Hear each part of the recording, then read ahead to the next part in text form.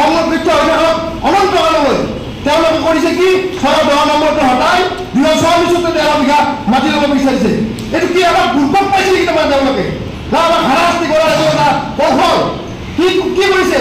আমাক শুনানি লৈছে, শুনানি আমি দিছোঁ, তাত আপত্তি জনাইছোঁ, মৌখিকভাৱে সহমতেৰে আমি আপত্তি কৰিছোঁ। তাৰ উত্তৰ নিদি তেওঁলোকে কি কৰিছে আমাৰ লগত যে এইটোৰ পৰা নলয় বা সেইটোৰ পৰা ল'লে ১৬ নম্বৰৰ পৰিৱৰ্তে ২৪৪ নম্বৰ যদি ১৩ বিঘা মাটি লয়, তেতিয়াহ'লে জলাশয়ৰ ভাৰসাম্য ৰক্ষাৰ কথা কৈছে যে এটা বাদ দি আনটো লগত মাটি ল'লে সেই জলাশয় এৰিয়াৰ তেতিয়াহ'লে জলাশয়ৰ ভাৰসাম্য কেনেকৈ ৰক্ষা হ'ব? এই উপায়ুক্ত ধৰণে এই প্ৰশাসন চৰকাৰে আমাক উত্তৰ দিব লাগে। আমি কৈছোঁ গোটেই অঞ্চল আমাক সুৰক্ষিত লাগিব, সংৰক্ষণ লাগিব। আমি দেখিছোঁ গোৱালপাৰা আমাৰ বিলত বেদখল হৈছিল, তাক উচ্ছেদ কৰিছিল, কিন্তু আমাৰ বেদখল হোৱা নাই। আমি কৈছোঁ যদি কোনোবাই বেদখল কৰে সেই উচ্ছেদ কৰি আমাক সংৰক্ষণ কৰি দিয়ক। কিন্তু সংৰক্ষণ হৈ থকা আমাৰ এই অঞ্চলৰ চৌপাশৰ গাঁৱৰ জীৱন জীৱিকাক নস্যাৎ কৰি তেওঁলোকে পেটত লাভ পাৰি কোনো ব্যক্তিগত কোম্পানীক কোনো ব্যক্তিগত মালিকক ১.৫ টকা দৰত বিঘাই প্ৰতি মাটি বিক্ৰী কৰিব বিচাৰিছে। আমাৰ মানুহৰ কিন্তু থাকিবলৈ ঠাই নাই, খাবলৈ ভাত নাই। তাতে গৰু পুহি আজি কিৰিকাৰীৰ কথা তেওঁলোকে মন্ত্ৰী বিধায়কৰ ঘৈণীয়েক পুতেকক ল'ৰা ছোৱালীক তেওঁলোকে ৫০ লাখ টকা পৰ্যন্ত লোন দিছে যে বিধায়ক হোৱাৰ পিছত তেওঁলোকে কি কৰি খাব? আমাৰ গছৰীয়া পথাৰত যিসকল কৃষকে ৩০০০ কৃষকে তাতে গৰু পুহি গাখীৰ বিক্ৰী কৰি জীৱন নিৰ্বাহ কৰি আছে, তেওঁলোকৰ চিন্তা কৰিছে? তেওঁলোকৰ মন্ত্ৰী বিধায়কৰ ঘৈণীয়েকৰ চিন্তা কৰিছে? আমাৰ সৰ্বসাধাৰণ ৰাইজৰ হাজাৰ হাজাৰ মানুহৰ গছৰীয়া পথাৰত যে গৰু পুহি খাই আছে, পশুপালকৰ কথা চিন্তা কিয় কৰা নাই? আমি আপোনালোকৰ জৰিয়তে তেখেতসকলক ক'ব বিচাৰিছোঁ, যদি চিন্তা কৰে পশুপালকৰ গৌপালকৰ যদি চিন্তা কৰে, আমাৰ ৰাইজৰ কথা চিন্তা কৰক, আমাৰ পশুপালকৰ কথা চিন্তা কৰক, কৃষকৰ কথা চিন্তা কৰক। আমি ৫০ লাখ টকীয়া লোন বিচৰা নাই। আমি যিটো চাৰিটা গৰু পুহি গছৰীয়া পথাৰত এৰাল দি পেলাই তাৰ ঘাঁহ খুৱাই গাখীৰ বিক্ৰী কৰি উৎপাদন কৰি আমি খাই আছোঁ। আমাৰ জীৱিকাত নাবাঢ়িব আপোনালোকে।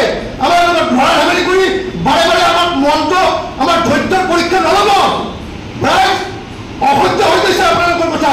কাৰণ কি কাৰণে দিছে এইখন?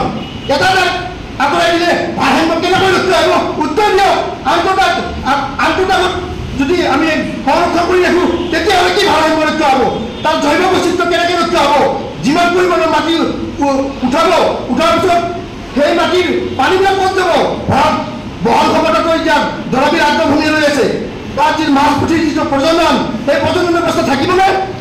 বাৰিষা কালত আপোনালোকে দেখিব, আমাৰ ফটো আছে, তথ্য আছে, বাৰিষা কালত কোনো গছৰীয়া পথাৰ বুলি পথাৰ নাথাকে। বিল আৰু গছৰীয়া পথাৰ একাকাৰ। গতিকে সেই বাৰিষা কালত গছৰীয়া পথাৰতে মাছৰ প্ৰজনন হয়। মৎস্যজীৱী ৰাইজ ২০০০ৰো অধিক পৰিয়াল তাতে জীৱন নিৰ্বাহ কৰি আছে, মৃৎশিল্পীসকলে জীৱন নিৰ্বাহ কৰি আছে। গতিকে তেওঁলোকে কাৰ কথা চিন্তা কৰিছে? কোনো ব্যক্তিগত মালিক নে জনসাধাৰণৰ চিন্তা কৰিছে?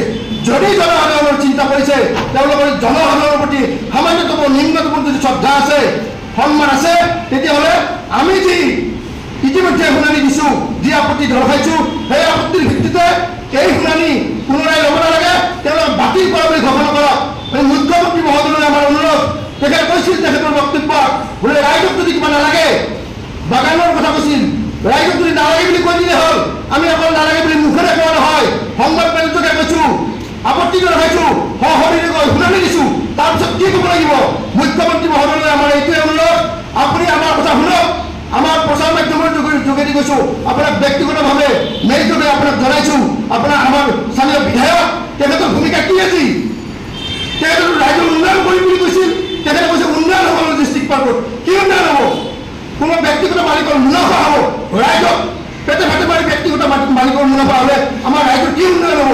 গতিকে আটাইৰে অনুৰোধ, সংগঠকি বন্ধুসকললৈ আমাৰ এইটোৱে আহ্বান, প্ৰতিষ্ঠানবিলাকলৈ এইটোৱে আহ্বান, আমাৰ বিলপৰীয়া ৰাইজ তথা সমগ্ৰ অসমৰ ৰাইজৰ যি এই আমাৰ জলাশয়বিলাক লাহে লাহে কমি আহিব ধৰিছে।